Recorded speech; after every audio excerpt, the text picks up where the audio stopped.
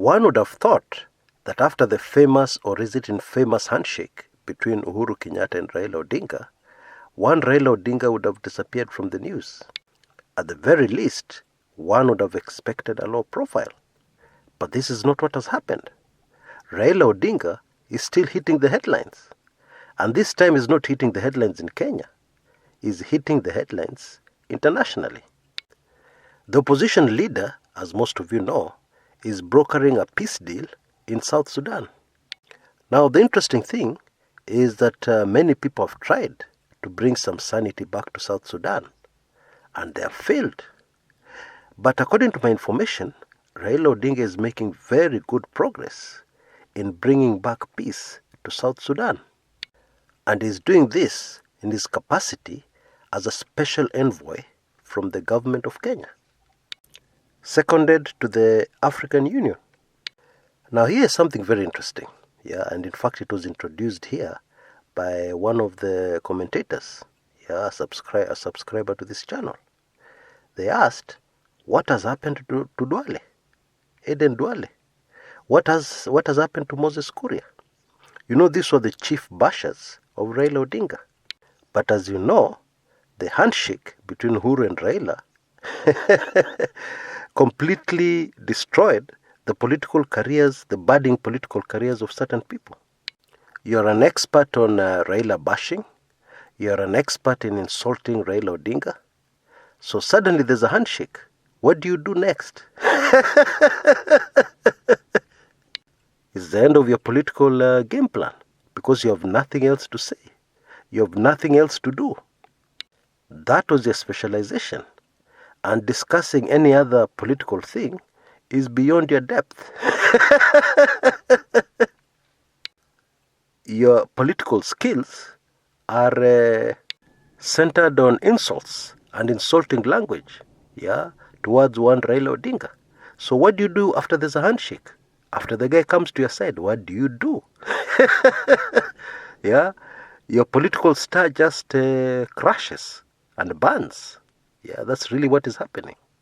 Anyway, even if it was still fashionable to hurl insults at Raila Odinga, his recent move, of operating in Africa rather than in Kenya, or rather operating in Africa outside Kenya, would have baffled a lot of his opponents.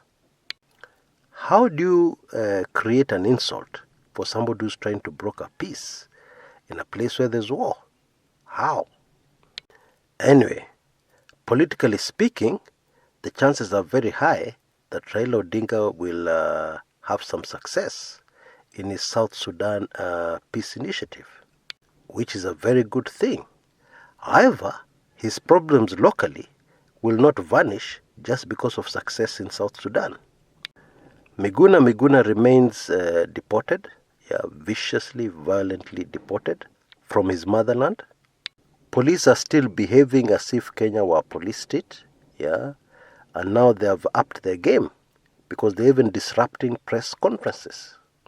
And the handshake is losing credibility every day, despite the fact that the Building Bridges team, the team appointed by both Raila and Uhuru, to work on bringing the country together, despite the fact that that team has been gazetted, giving them legal strength and legal room to operate, and despite the fact that the handshake has brought some semblance of peace and tranquility into Kenya, much needed peace and tranquility, some people now at least are able to breathe and start looking for ways to earn money.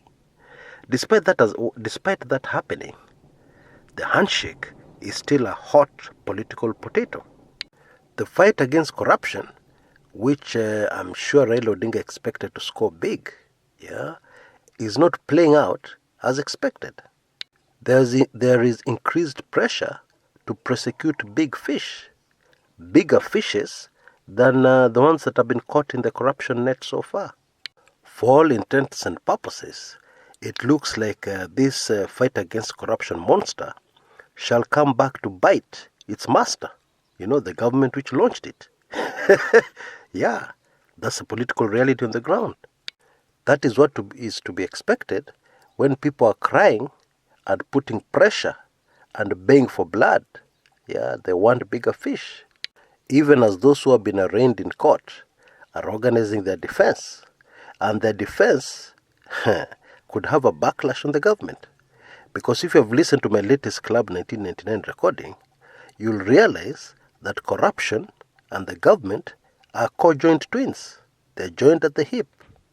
It is not possible to run a stable Kenyan government in this kind of environment without corruption. Very sad thing to say, but 1000% true. Now, if you've not yet caught this Club 1999 recording of mine, very important because it's highly sensitive also. Yeah, all you need to do is use the email address you see on your screens now, and you'll get a full response, automated response. Yeah, giving you full details on what is required for you to be an instant member of Club 1999, and then you'll understand. You'll understand why the current fight against corruption is very cosmetic. Yeah, because it does not go to the root, to the master planners, to the people who instigated the whole thing, who are of course untouchable. Yeah, I discussed that in great detail in that sensitive Club 1999 report. And so even as Raila brokers peace in South Sudan, domestic politics is putting him on the spot. Domestic politics is pushing him towards a corner that will be very difficult for him to get out of. But let us wait and see what unfolds. Until next time, this is Kumekucha.